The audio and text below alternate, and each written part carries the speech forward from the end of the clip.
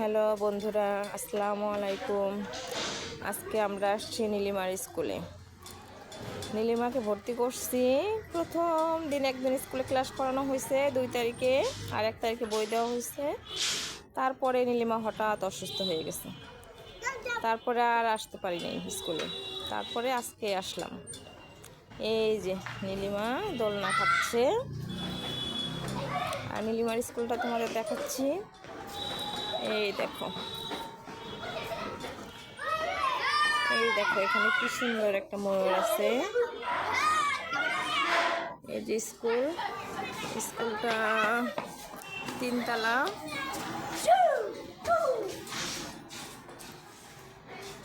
এই হচ্ছে স্কুলের গেট। এই হচ্ছে পুরো স্কুলটা অনেক সুন্দর, মোটামুটি অনেক সুন্দর, অনেক ভালো।